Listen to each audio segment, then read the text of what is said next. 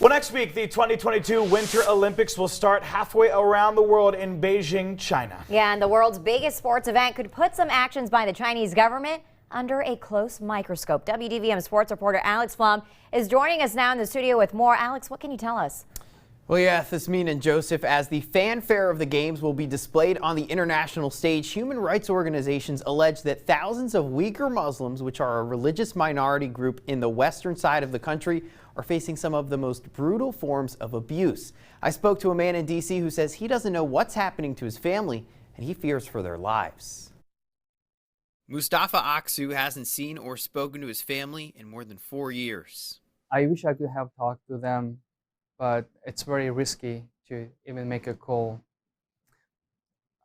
I just want to let them know that how much I miss them. Aksu lives in Washington, D.C. and is a Uyghur Muslim. He was born and raised in Xinjiang in the western region of China. I was told that I should not call them anymore because of Chinese government policy there.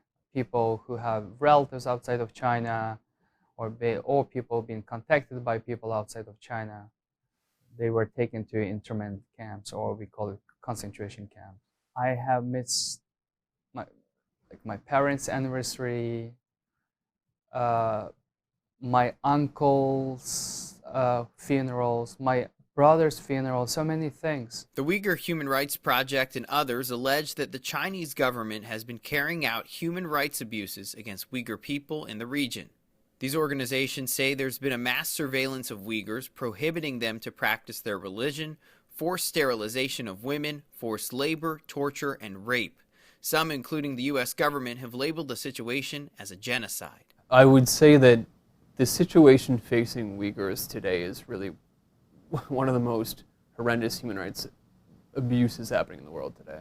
In November, the U.S. Holocaust Museum in D.C.'s Center for Prevention of Genocide released a 60-page report on alleged human rights crimes by China against Uyghurs. It's hard to fathom the notion that a government that is potentially committing genocide, has been committing large-scale crimes against humanity, has been has been selected to host something as significant as the Olympics. Nazi Germany used the Olympics as a way to carry out propaganda. It was a propaganda victory for them. We really can't let the Chinese government use the spectacle of the Olympic Games to obscure the persecution of the Uyghur communities. For Aksu, it's not easy seeing the Olympics held in China while his family faces danger. As a Uyghur myself, I'm angry, I feel helpless, and I'm sad. It's totally against the spirit of Olympics.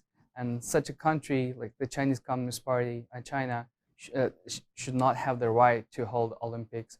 And individuals, international organizations, and countries should speak about this.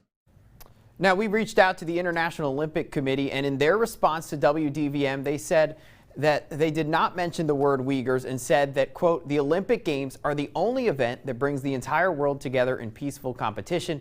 They also said the IOC must, quote, remain neutral on all global political issues, and said it recognizes and upholds human rights.